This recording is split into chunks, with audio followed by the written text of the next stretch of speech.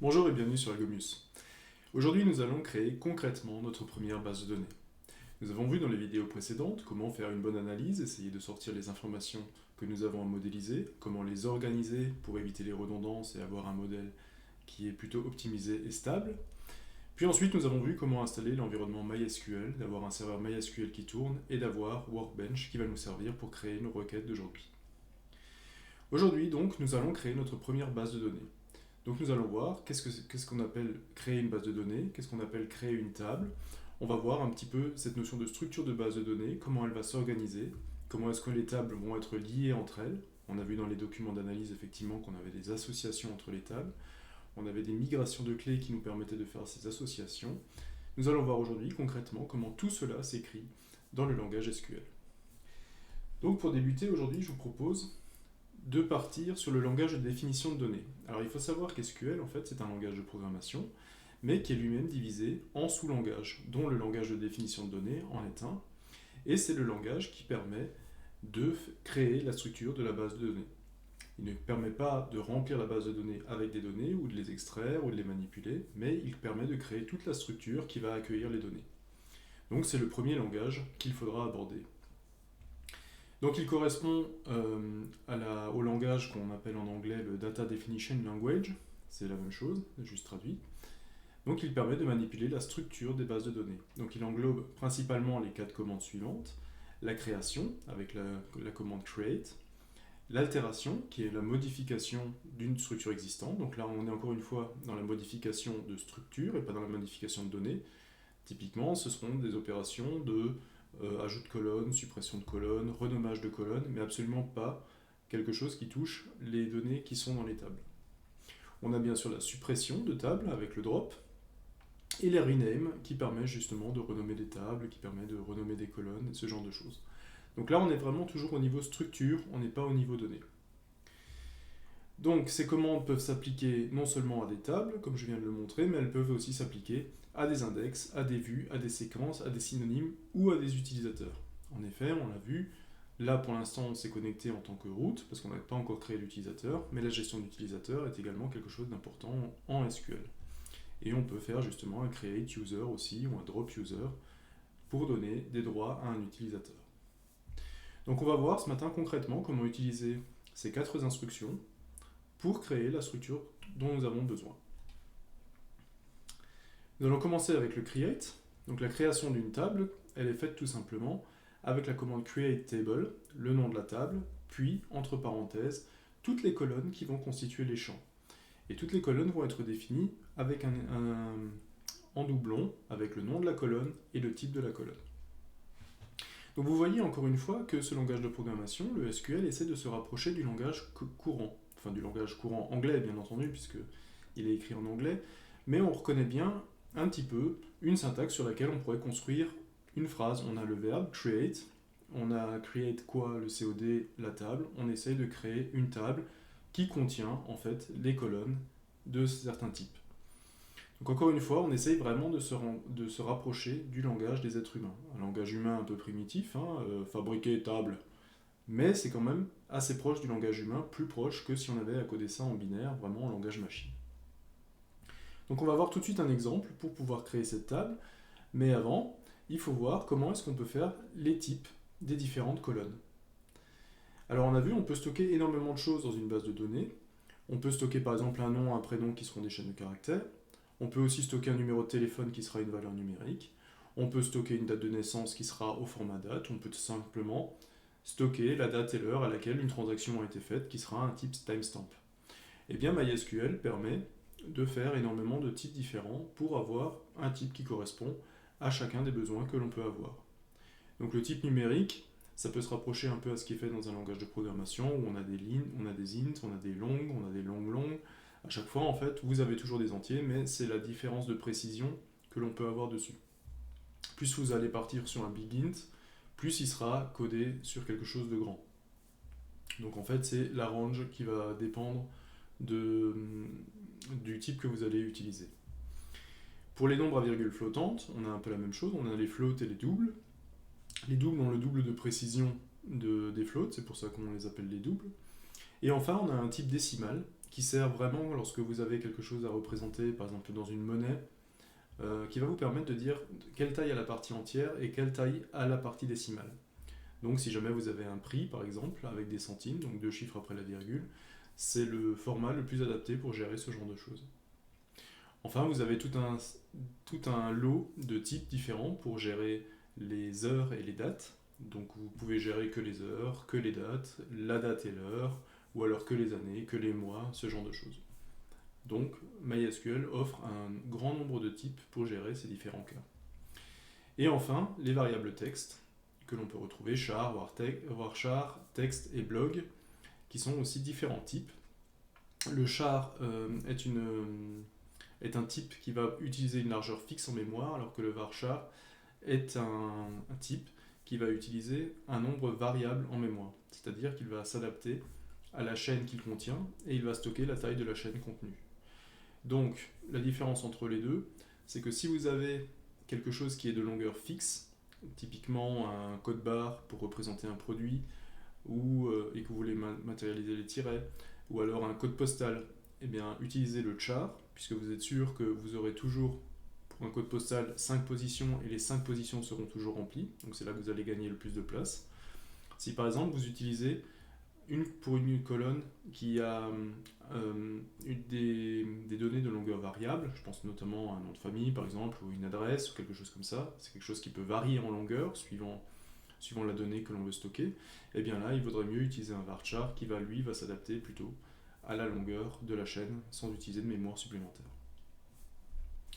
Donc il est temps maintenant de créer notre première base de données, et si nous voulons créer notre première base de données, il faut aussi voir comment est-ce qu'on peut la supprimer. Ça permettra de voir un petit peu le cycle de la vie de notre base de données. Et bien la syntaxe de suppression de la table, on utilise simplement un drop table, donc en fait on la laisse tomber. Drop table, on peut rajouter if exists dedans, ce qui permet par exemple de ne pas avoir une erreur lorsqu'on essaie de supprimer une table qui n'existe pas. On essaie de supprimer une table uniquement si elle existe. Et donc on fait un drop table et le nom de la table. Donc syntaxe très simple. Attention, la suppression de la table est une opération irréversible, c'est-à-dire qu'à partir du moment où vous avez supprimé la table, il n'y a pas de CTRL-Z disponible. La table est supprimée à tout jamais. Donc, il est donc essentiel de sauvegarder toujours les structures de table. On l'avait vu la dernière fois, sous Workbench, comment enregistrer tout notre script sous format dans un fichier .sql. Là, c'est intéressant de garder la structure de votre table, et même de renforcer cette sauvegarde en mettant directement ça sous Git ou sous Subversion, un outil de versionning qui vous permettra de suivre non seulement les évolutions de la table, mais en plus de sauvegarder la dernière version. Pourquoi est-ce que je dis que cette opération est irréversible? Parce qu'il y a des opérations réversibles en SQL lorsque l'on parle du langage de manipulation des données. Mais malheureusement, lorsqu'on est dans le langage de définition, là, tout ce que l'on fait est irréversible. Créons maintenant notre première table sous Workbench, et essayons de voir comment tout cela se passe. Ce que je vous propose de faire, c'est prendre un exemple assez simple. On va traiter des romans, et on va supposer que ces romans peuvent être dans des séries. On imagine par exemple que Le Seigneur des Anneaux est une série qui contient 3 romans. C'est pareil pour Hunger Games ou L'Assassin Royal, qui a beaucoup plus de romans dans sa série. Et donc on va déjà commencer par symboliser ça. On va déjà créer maintenant une table qui va contenir des romans, et qui va contenir 3 colonnes, un nom qui est une chaîne de caractères, donc j'ai défini un varchar de 200 parce que ça me permet justement d'avoir une donnée qui s'ajuste à la taille des données que je vais rentrer. Ensuite on aura l'auteur de ce roman, pareil, je vais le mettre sur un varchar qui va me donner la possibilité de faire varier la longueur du nom de l'auteur, et enfin je vais stocker l'année de parution, et je vais utiliser pour cela le type hier. J'aurais pu utiliser le type date aussi pour être plus précis, pour avoir le mois, l'année, mais là, le mois et le jour, mais là ce qui m'intéresse c'est uniquement l'année de parution. Donc je vais me limiter au type hier que me propose MySQL. Essayons de voir comment cela se construit sous Workbench directement. Donc là, qu'est-ce que j'ai fait? Je suis arrivé sous Workbench, je me suis créé un schéma bibliothèque, comme on l'a vu dans la vidéo d'avant, et j'ai utilisé set as default schéma pour l'utiliser en tant que schéma par défaut. Il me reste donc maintenant à créer ma table pour les pour les romans. Donc j'utilise la syntaxe que j'avais vue. Je commence par un create. Je veux créer quoi? Je veux créer une table. Et je veux que ma table s'appelle ma table roman. Ok. Maintenant, il me reste à définir ce qu'il y a dans ma table roman. Dans ma table roman, j'ai le nom du roman. On avait dit que c'était un varchar, on le mettait sur 200 caractères. Je passe au champ suivant. On avait dit qu'on voulait stocker l'auteur, qui est aussi un varchar sur 200 caractères. Et on peut avoir, qu'est-ce qu'on avait dit encore? On avait l'année. L'année du roman. Et j'ai utilisé le type pierre pour cela. Donc voilà, j'ai créé ma petite structure, une table roman, 3 colonnes, le nom, l'auteur, l'année. Et vous voyez la syntaxe, j'ai entouré les champs par des parenthèses, j'ai séparé les différents champs à chaque fois par une virgule, et je termine mon ordre par un point-virgule, ce qui ne choquera pas ceux qui ont déjà programmé en C ou en C++.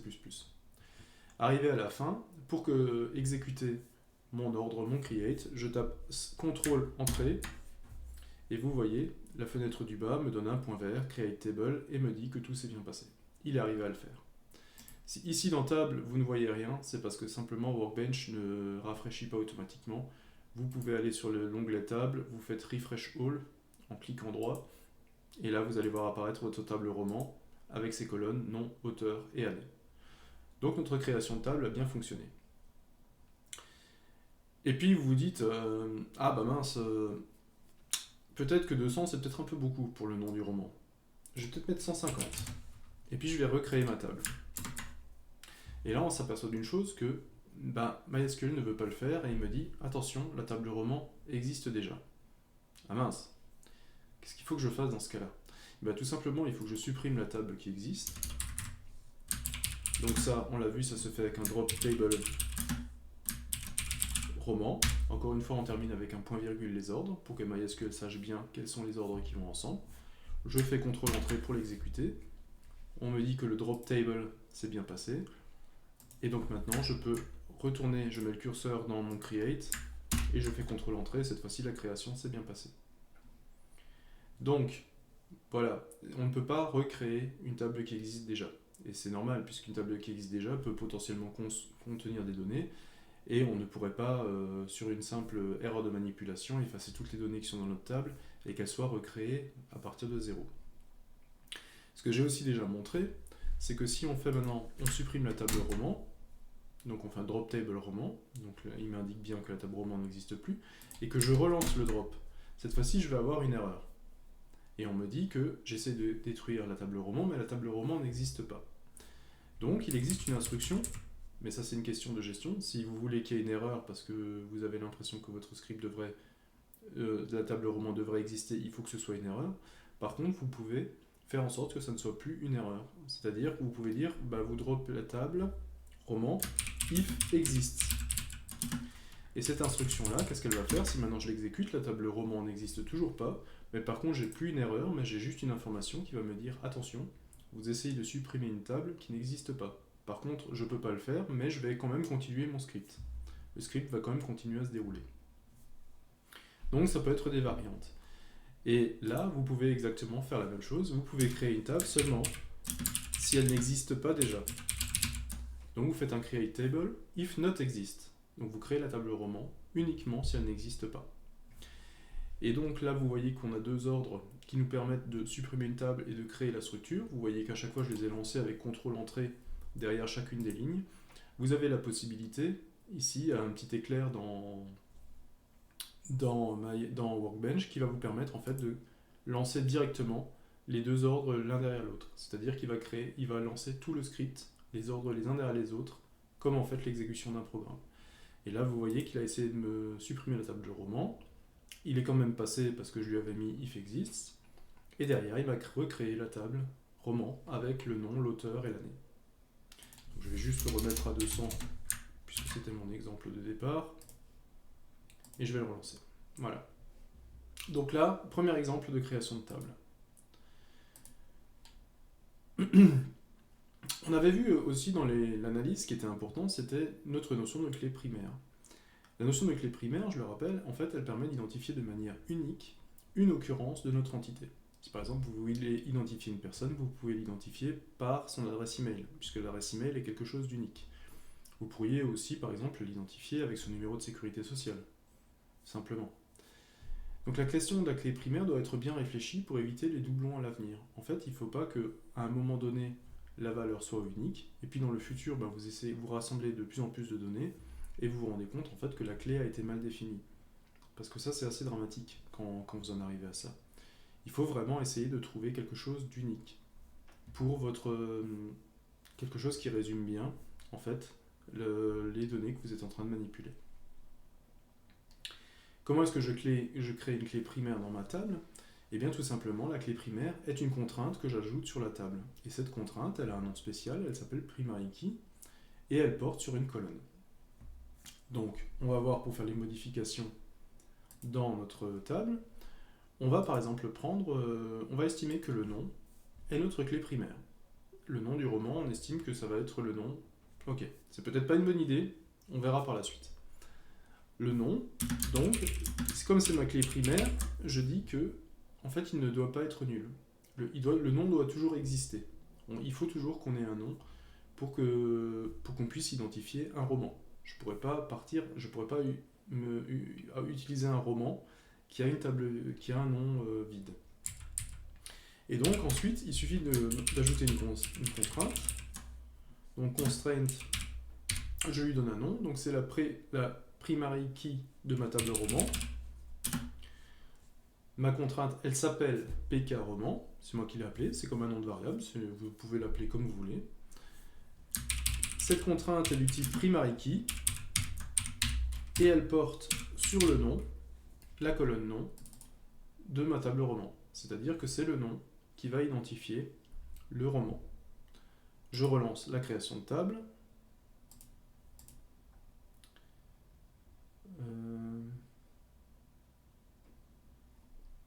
Ça devrait fonctionner. Drop table, voilà. Cette fois-ci, j'ai créé donc maintenant ma table avec la primary key roman. Si dans la table, je fais un refresh, vous allez voir que dans les index, cette fois-ci, il m'a créé un index qui est la primary key. Effectivement, la clé primaire donne toujours lieu à un index. On verra ça un petit peu plus tard. Donc il a bien créé, cette fois-ci, mon roman est bien identifié par son nom. Alors on discute un petit peu de cet aspect de clé primaire. Alors j'ai appelé ce slide « Pas si vite, est-ce que le nom du roman est une bonne idée ?» Est-ce que le nom du roman, en tant que clé primaire, est une bonne idée? Nous savons que la clé doit être unique au moment de la création de la base, mais aussi en envisageant l'avenir. Est-ce qu'on ne pourrait pas imaginer un moment qu'il y ait deux romans qui finalement aient le même nom? Et en fait, c'est tellement possible que là, je vous cite un exemple. Il est possible d'avoir deux romans qui ont le même titre. Eh bien, en 2013, en 6 jours d'écart, et par coïncidence complète, il y a deux romans qui sont sortis sous le même nom. Le roman s'appelait Life After Life. Il y en a un qui est sorti en Angleterre, écrit par Kate Atkinson, et il y en a un qui est sorti aux US, écrit par Jill McCorkle. Et donc, en 6 jours d'intervalle, vous avez eu deux livres complètement différents avec le même titre. Donc effectivement, le nom du roman ne convient pas en tant qu'identifiant. Il faut chercher quelque chose de mieux. Et ce que je vous propose de chercher, c'est, vous pouvez utiliser le code ISBN. C'est un code d'identification de chacun des ouvrages, vous allez le retrouver dans chacun des livres que vous avez, et vous apercevez aussi qu'il correspond au code barre de vos livres. Donc là, on est sur quelque chose d'unique. On sait que ça va être unique, puisque le code barre est quelque chose d'unique par produit. Donc, modifions la table roman, pour cette fois-ci, utiliser le code ISBN en tant que clé primaire. Donc il n'y a pas beaucoup de choses à modifier. En fait, on va juste utiliser le code ISBN qu'on va rajouter dans notre roman. On va déclarer que c'est un... je ne sais plus sur combien il est. Il est sur 17. Et en fait, là j'ai mis dans mon exemple, c'est un varchar de 17. Mais effectivement, comme il est toujours sur 17 et que les 17 chiffres sont toujours remplis, c'est un bon candidat pour être un char. On le met note nulle puisque c'est notre clé. Cette fois-ci, le nom, je vais enlever le note nulle sur le nom puisque ce n'est plus la clé primaire. Cette fois-ci, la contrainte du roman, la primary key ne porte plus sur le nom, mais porte cette fois-ci sur le code ISBN. Voilà. Je relance la suppression et la création de table. Cette fois-ci, si je fais un refresh, vous voyez bien que le code ISBN s'est rajouté dans les colonnes et que l'index primaire porte maintenant sur le code ISBN en bas à gauche. Ok, donc maintenant on a notre table roman qui commence à prendre forme et on a une clé primaire en fait qui tient la route. Cette fois-ci on est sûr qu'elle sera unique, même si on continue à ajouter des livres et des livres dans notre table, dans notre base de données. Ok, super, donc on a déjà une bonne base. On peut aussi imaginer une colonne auto-incrémentale. Une colonne auto-incrémentale, c'est-à-dire qu'on voudrait que l'identifiant soit toujours différent pour toutes les lignes. C'est par exemple si vous avez des clients dans une entreprise, on leur affecte souvent un code client et on est sûr qu'avec ce code client, en fait, on arrivera à retrouver toutes les informations qui sont rattachées à ce client. Et ce code client, comment est-ce qu'il est formé? Tout simplement, le premier client qui arrive, il prend le numéro 1, le deuxième qui arrive, c'est le numéro 2. Et on se dit, en fait, si cette logique est tellement simple, si chaque nouveau client qui arrive ou chaque nouvelle entrée dans ma table correspond au code du dernier qui est arrivé plus 1, et bien en fait, on pourrait implémenter directement cette logique en SQL et ne plus s'en soucier. Donc à chaque insertion, on rajoute la dernière clé. C'est ce qu'on aimerait faire. Et l'avantage est de ne plus gérer manuellement l'unicité de la clé. On n'a plus à vérifier si le code client existe déjà. Il suffit d'insérer un nouveau client et c'est MySQL qui va gérer tout seul le code client suivant à lui affecter. Donc c'est quelque chose de très intéressant. Comment ça existe? Comment ça se fait? Eh bien tout simplement, derrière la primary key, derrière la clé primaire, il suffit de mettre l'instruction auto-increment. Donc la clé primaire prend les propriétés non nulles, toujours, puisque une clé primaire doit obligatoirement être renseignée, et auto-increment pour dire qu'à chaque fois qu'il y a une nouvelle entrée, en fait, on va utiliser le premier chiffre qui est disponible. Donc je vous propose cette fois-ci d'écrire la table qui va contenir le nom des séries. On avait vu par exemple le Seigneur des Anneaux contenait 3 romans, on avait vu que Hunger Games contenait 3 romans aussi, l'Assassin's Royal c'est beaucoup plus, et ainsi de suite. Ou la série des robots de Asimov qui en comporte 6. Donc on va voir maintenant comment créer cette table série. Donc cette table série, on va la mettre là. Donc create table, cette fois-ci on va l'appeler série. Et dedans, qu'est-ce qu'on va mettre? On va mettre un code série pour identifier de manière unique la série, qui va être un int, cette fois-ci un entier, qui va être not nul, puisque c'est la clé, et qui va être auto-increment. Voilà. Donc il est tout ça. C'est un entier, il ne doit pas être nul parce que c'est la clé, et il est auto-incrémental parce que en fait on ne veut pas gérer l'identifiant. On a ensuite le nom de la série, je ne peux pas du tout d'accent, qui cette fois-ci sera un varchar de 200, donc une chaîne de caractères sur 200 caractères. On va créer une contrainte qui va s'appeler cette fois-ci pk série, qui sera une clé primaire, comme on l'a vu, et qui va porter sur le code série.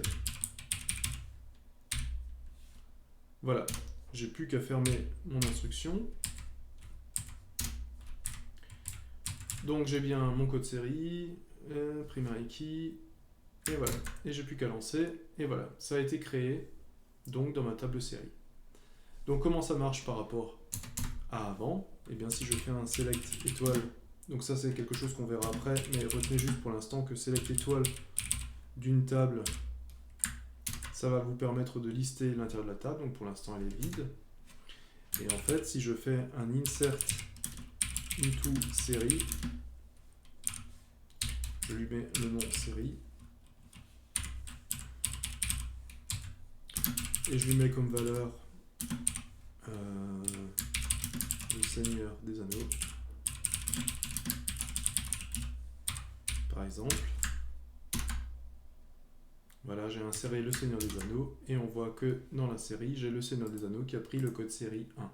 Donc j'ai pas spécifié la clé, mais en fait il l'a déduit lui-même, j'ai inséré quelque chose, et le premier qui est venu, en fait, il lui a donné le numéro 1. Si j'en insère encore un, il prendra le numéro 2, et ainsi de suite. Voilà comment marche la clé auto-incrémentale. Donc je vais aussi tout de suite utiliser mon drop table de série pour pour que je puisse l'utiliser directement, le script en entier. Donc c'est comme ce que j'avais fait pour le roman. Donc, les clés étrangères, encore une notion très importante. On avait vu quand on était passé du modèle conceptuel des données au modèle logique des données, qu'en fait, pour maintenir la cohérence, pour maintenir le lien entre les différentes tables, pour maintenir les associations qu'on avait dans le modèle conceptuel, on avait à migrer les clés primaires de certaines tables dans d'autres tables, ou dans de nouvelles tables qui ont été créées, pour maintenir ce lien-là. Eh bien, cette notion, c'est la notion de clé étrangère qu'on va utiliser ici. Donc, la clé étrangère, c'est une information, un attribut spécial d'une table qui permet en fait de faire un lien vers une autre table et d'avoir le contenu d'une autre table. Typiquement, là, dans l'exemple qu'on est en train de bâtir, sur les romans et les séries, à un moment donné, on veut savoir quel roman est dans quelle série. Et donc, il va falloir migrer des identifiants, des clés primaires, dans d'autres tables, et elles vont devenir des clés étrangères dans d'autres tables.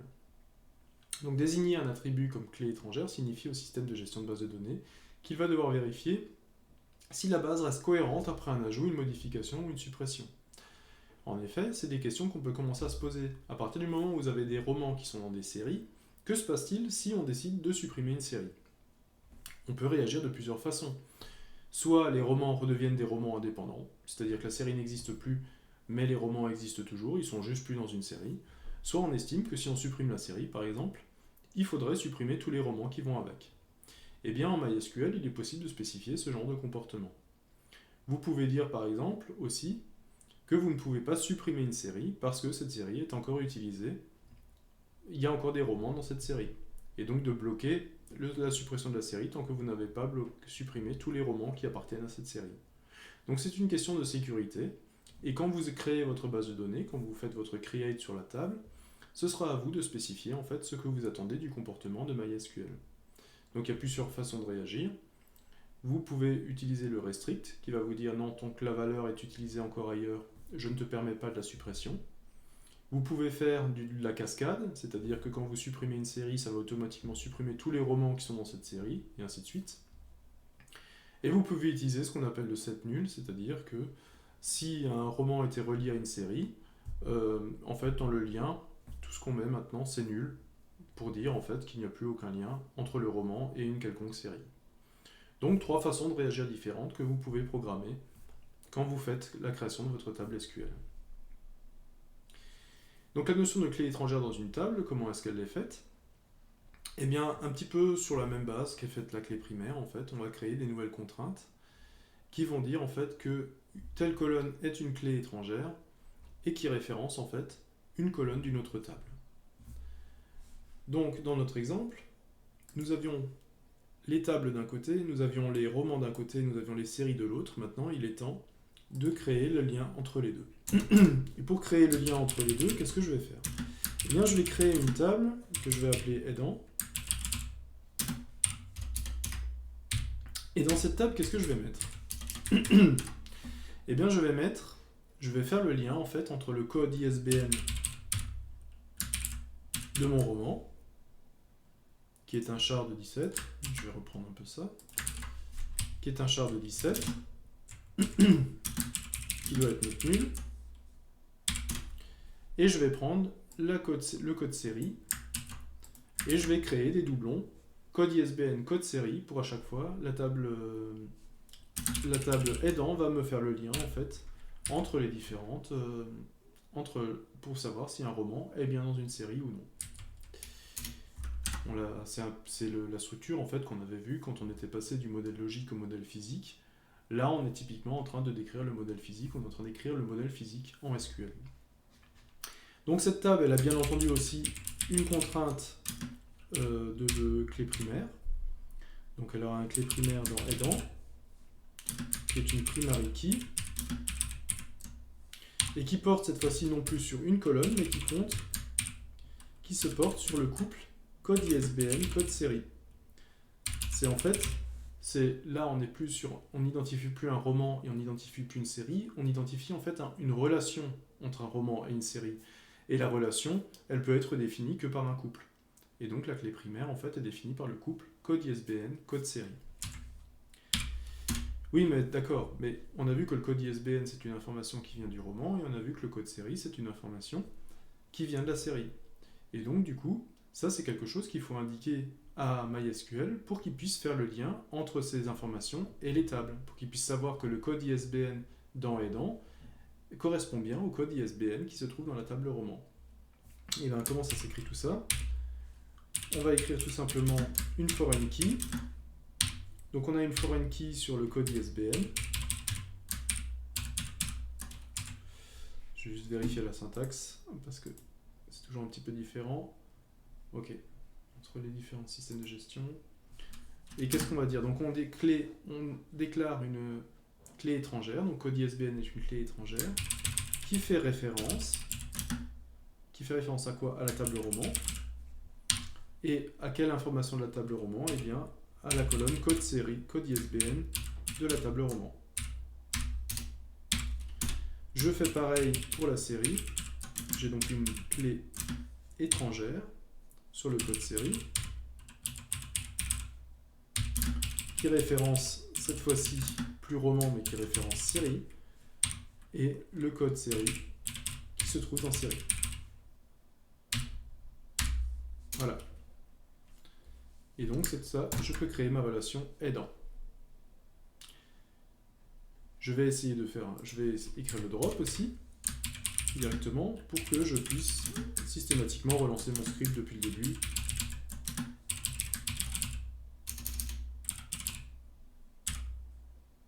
Voilà, aidant. Ok, très bien. Donc là, tout fonctionne, tout est mis en place. Avant de passer à la modification des tables, je voudrais juste vous indiquer quelque chose. Là maintenant, vous avez vu que j'ai mis mon drop table aidant en première ligne. Si je relance mon script maintenant, ok, tout est fait correctement. D'accord, je ne l'avais peut-être pas encore relancé. Si, tout fonctionne correctement. D'accord. Donc là, on a cette notion de clé étrangère qui a été faite, qui fait la référence. Là, si on met à jour, on va s'apercevoir qu'on a la table aidant, on a la table roman, et dans la table aidant, on va s'apercevoir qu'on a les deux index, code série et la primary key. On va voir pourquoi le code ISBN n'a pas été créé en tant qu'index, mais ce sera dans une prochaine vidéo qui parlera des index. Donc, maintenant que nous avons bien maîtrisé la table create, l'instruction create et l'instruction drop, nous allons passer à la troisième instruction qui est la modification de la structure de table avec la commande alter. Donc le mot-clé alter permet d'ajouter, supprimer une colonne dans une table, renommer une colonne, donc juste changer le nom, modifier le type d'une colonne, donc ça c'est les var, char, les int et ce genre de choses, et ajouter ou supprimer une contrainte.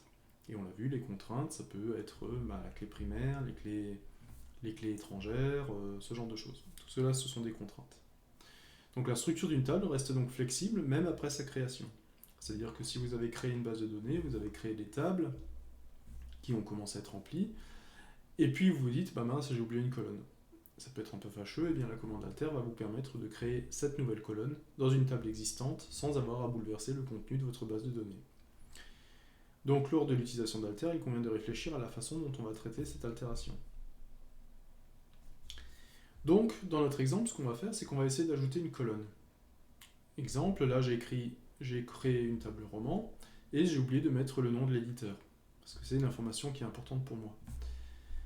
Donc, ce qu'on va faire là-dedans, c'est qu'on va faire un alter de table. Donc, quand vous utilisez create, alter et drop, il faut toujours lui dire sur quel type d'éléments vous agissez. Donc là, on va faire un alter d'une table. On va altérer la table roman. Et qu'est-ce qu'on va faire là-dedans? On va ajouter une colonne qui s'appelle éditeur et qui va être un varchar sur 200, une chaîne de caractères sur 200 Bien, la création s'est bien passée. Si je fais ici un refresh all dans ma test roman, on s'aperçoit que ma colonne éditeur a été ajoutée. Et toutes les autres colonnes sont encore là. Donc il y a juste eu une modification, de fait. Si on veut utiliser une valeur par défaut dans la nouvelle colonne, on peut utiliser l'instruction default et donner une valeur par défaut. Pourquoi c'est intéressant à faire ça, par exemple? Eh bien, vous imaginez que si vous avez une table qui est déjà remplie, donc il y a énormément de lignes dedans, eh bien, vous pouvez spécifier quelle est la valeur par défaut que va contenir la nouvelle colonne que vous allez ajouter. Donc, par défaut, elle va valoir nul, mais si vous voulez spécifier une valeur spécifique pour cette colonne-là, vous pouvez le faire avec la variable, avec l'instruction default. Juste un petit complément d'information sur la valeur default. Donc le mot-clé default permet de spécifier une valeur par défaut lors de la création de la table et lors de la modification de la table avec la commande alter. Imaginons, ici j'avais fait des create table série, où hier par exemple, on va dire par exemple, j'ai ma table de roman, qui est peut-être l'exemple le plus parlant. Si jamais on peut ensuite insérer des romans, on peut mettre toutes les informations du roman, le nom, l'auteur, l'année. Si par exemple l'auteur, je ne l'ai pas systématiquement, eh bien je peux mettre une valeur par défaut dans l'auteur pour dire auteur à renseigner. Voilà. Qu'est-ce que ça va faire ça? Eh bien ça va faire qu'à chaque fois que vous allez créer une nouvelle donnée, un nouveau livre dans votre table roman, et que vous n'allez pas spécifier l'auteur au moment de l'insertion, eh bien dans la colonne auteur, il va mettre auteur à renseigner. Et donc vous aurez très vite la possibilité de filtrer par les auteurs que vous n'avez pas encore. Par défaut, il mettrait nul, et vous pourriez aussi rechercher toutes les lignes dont l'auteur a une valeur nulle. Ça marcherait aussi. Là, ça permet juste de mettre un texte, de me spécifier une valeur par défaut si jamais vous ne mettez rien dans la colonne. Voilà. Donc c'est ce qui explique un petit peu le dernier paragraphe, ce qui se passe lors d'une insertion. Voilà, donc j'en ai terminé aujourd'hui avec le langage de définition des données. Vous avez vu qu'avec quelques ordres, on arrive à créer notre base de données, on arrive à créer les liens qui sont aussi entre les différentes tables, à l'aide des clés primaires qui vont permettre d'identifier de manière unique chacune des lignes de la colonne.